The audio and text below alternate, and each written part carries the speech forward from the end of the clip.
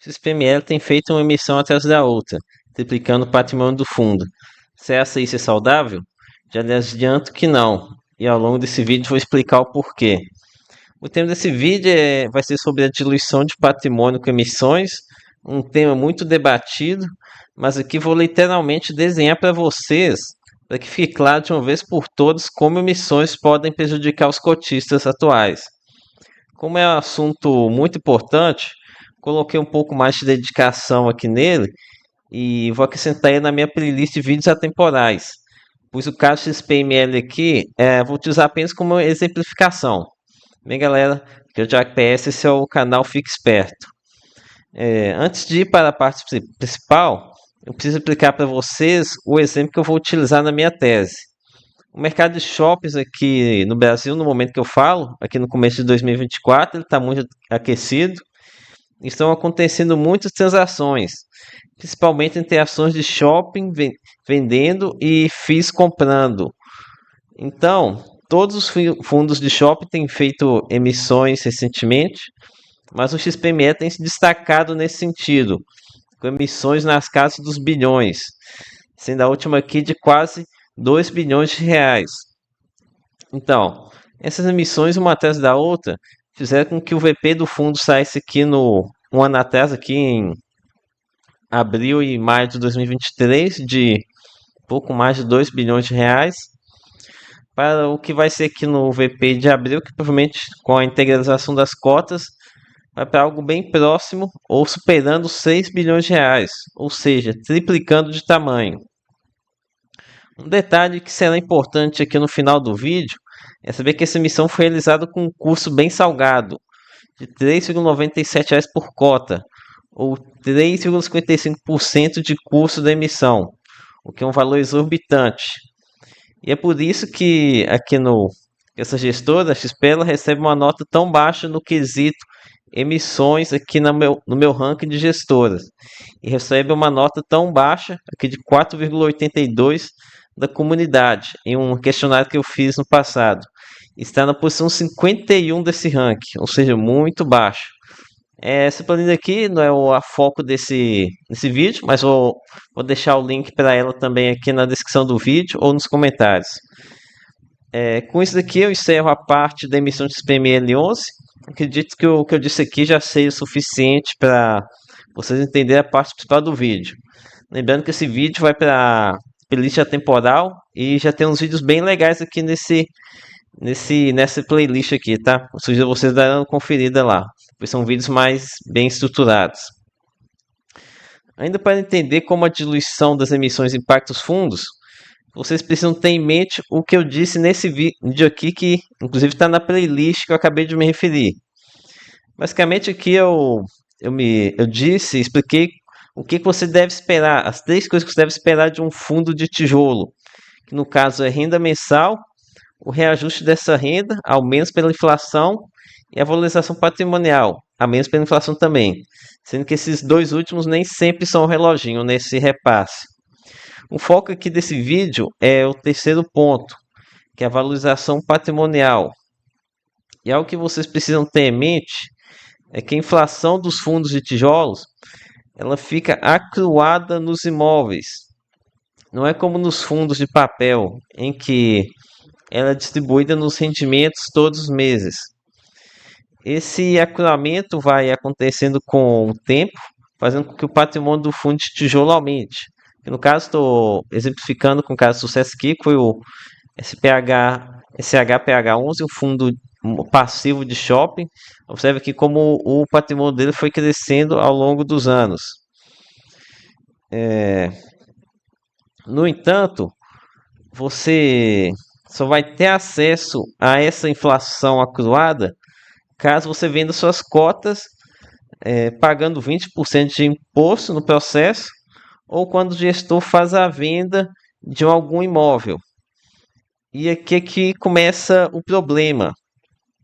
Os gestores de fundos imobiliários, em sua maioria, são muito preguiçosos para realizar a venda dos imóveis e, por consequente, destravar lucro para os cotistas. Ou seja, a gestão ativa só é ativa mesmo quando para a realização das emissões e para a compra dos imóveis, né, que também está relacionado com as emissões, né, para a galera não ficar cobrando eles a locação. Isso acaba por ocasionar um, um problema em fundos de tijolos, que é o excesso de muita valorização acumulada nos imóveis, mas que não é distribuída devido a eles serem pouco ativos no lado da venda, da alienação dos imóveis.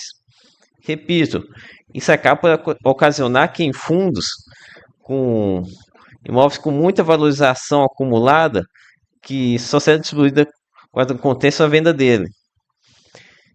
Pois bem, e agora? O que você acha que acontece quando os gestores fazem um monte de emissão antes de distribuir boa parte desse lucro acumulado? É o que está bem representado aqui nessa imagem aqui, né? Sim, isso mesmo. Esse lucro é diluído entre essas novas cotas. Agora vamos aqui começar propriamente dito o exemplo prático para que vocês tenham noção do estrago. Como vocês podem observar aqui nessa imagem, que eu já mostrei ali anteriormente, o fundo saiu da casa dos 2 bilhões de reais e foi para a casa dos 6 bi, mais ou menos, até mais, quando as cotas entraram em circulação. Agora observe aqui nessa conta hipotética que eu fiz, como vimos, o patrimônio do fundo até certo tempo atrás era próximo de 2 bi, há um ano atrás. E agora vamos supor que desses 2 bi, 10% desse patrimônio aqui seja de valorização acumulada dos imóveis. Esse número aqui eu estou meio que chutando ele, é um valor que é muito difícil de ser estimado, ainda mais por quem está de fora assim. Talvez vendo os relatórios lá de avaliação, a gente consiga ter noção disso aqui, mas isso é algo muito trabalhoso. Mas que para esse exemplo, não, só consideração aqui já é suficiente para entender o que eu estou querendo falar. Ou seja, considerando esse 10% de inflação acumulada, teríamos hipoteticamente um lucro acumulado nesse patrimônio aqui de 200 milhões de reais, que dividindo pelo número de cotas, daria um lucro a ser distribuído de 9,38 por cota, caso fosse realizada a venda desses imóveis, de todos os imóveis do fundo, e distribuindo o lucro deles. E para ser sincero, acredito que esse valor aqui seja até bem maior que esse aqui, tá? Acredito que a inflação acumulada aqui seja muito maior do que isso. Agora acontece que com as emissões triplicando o valor do patrimônio do fundo e entrando imóveis, no caso que shoppings, já valor de mercado, ou seja, sem lucro acumulado, acontece que a inflação acumulada aqui, o lucro acumulado nos imóveis, ele se mantém nos mesmos 200 milhões. Mas aqui temos que a quantidade de cotas, ela meio que acaba triplicando também, fazendo com que o lucro por cota ser distribuído caísse para quase um terço aqui do exemplo anterior.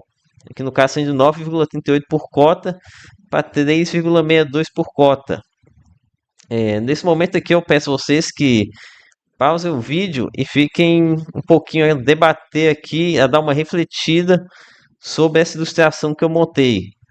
Ela explica muito bem a minha tese do porquê que emissão em excesso em certas circunstâncias é prejudicial para a base de cotistas.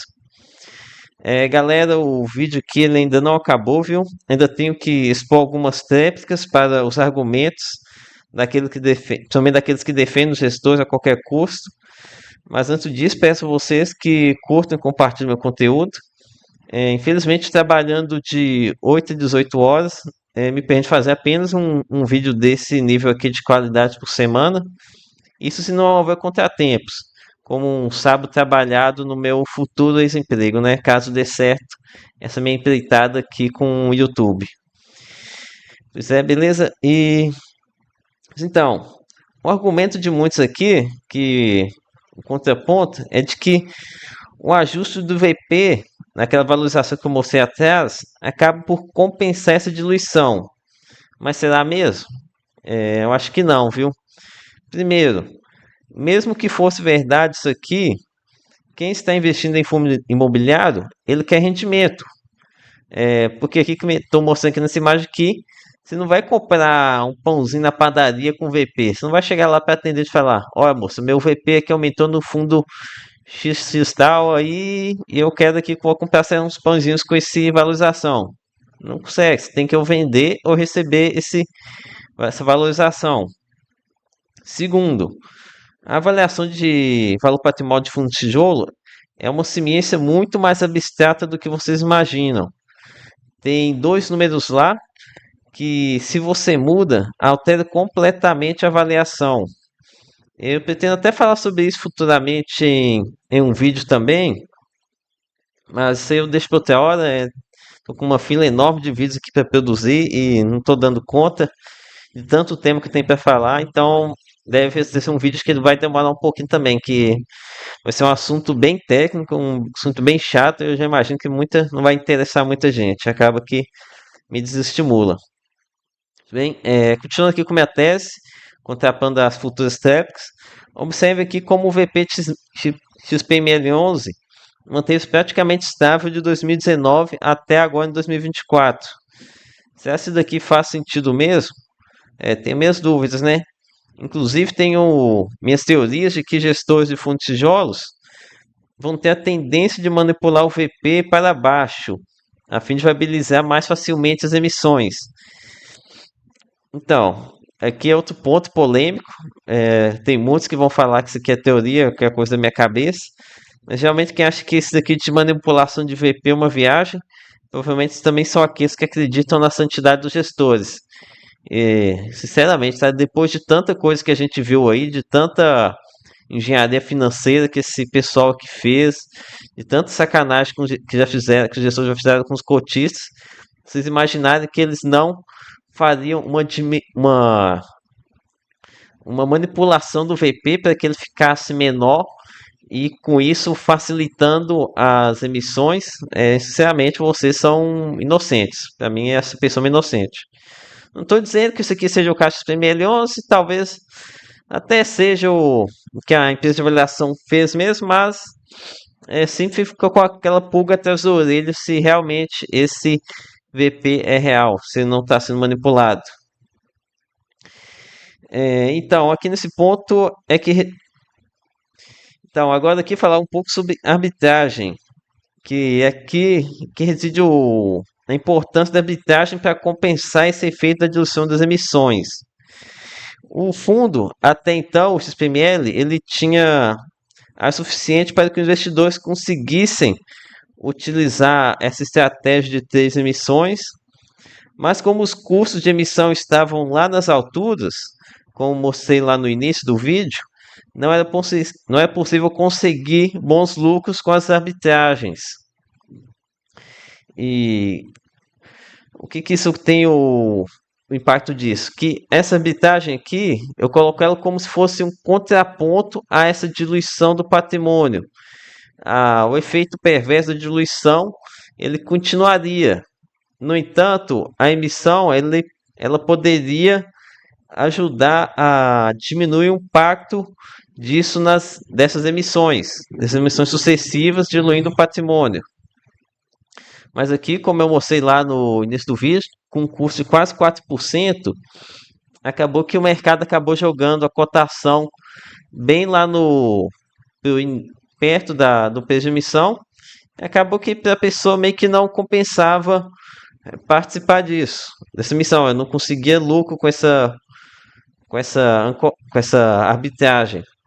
Aí o que deve ter acontecido? Muitas pessoas devem ter optado por nem participar da emissão e acabaram tendo o efeito desse daqui que eu mostrei e sem estar ganhando nada com a arbitragem. Ou seja, quem ganhou nesse processo aqui foi apenas a gestora, que vai triplicar a receita dela com taxa de administração. A empresa que está vendendo os shops, com certeza vai ter um lucro, vai estar botando um lucro, essa mesma inflação cruada que eu estou comentando aqui com vocês, com certeza, acho que foi a Simplotech que está vendendo. Assim ela vai botar um lucro enorme aqui com a venda desses imóveis que ela está fazendo de 2 bi agora e vai distribuir para os seus acionistas. E aqui nos fundos imobiliários, felizmente, o cotista vai ter que ficar chupando o dedo aqui. vai ver essa inflação cruada aqui sendo completamente diluída, fortemente diluída. Outro quesito aqui que a gente poderia avaliar também negativos de emissões é sobre a diluição dos bons patrimônios. No entanto, aqui não acredito que seja tanto o caso. Eu não acredito que seja uma desova nessa emissão aqui, apesar de ter ouvido falar bem mal desse shopping, tal shopping D aqui, mas é normal esse tipo de operação, eles venderem uns bons shoppings e no meio colocar umas porcaria no meio para dar venda também, para diluir, vender a coisa boa e ruim ao mesmo tempo. E como eles mostram aqui no trecho do fato relevante, eles vão a as vendas desses shoppings por metro quadrado são superiores a do shopping da carteira atual. Então, realmente acredito que vão manter o padrão. Um ponto importante que eu destaquei aqui, eles falaram que bem desses três shoppings, esses três aqui que seriam os principais. Mas, no entanto, não mostra o impacto desses três shoppings aqui, que acho que são os de menor qualidade. É que estão reforçando bem esses três.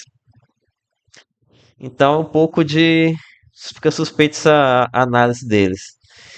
Pois é, galera, a minha tese é essa daqui. Qualquer dúvida, vocês podem deixar nos comentários aí. Fique à vontade também para discordar, contra-argumentar. E lembre que isso aqui não é recomendação de compra nem de venda de nada. E por isso, a gente se vê pela próxima aí. Valeu.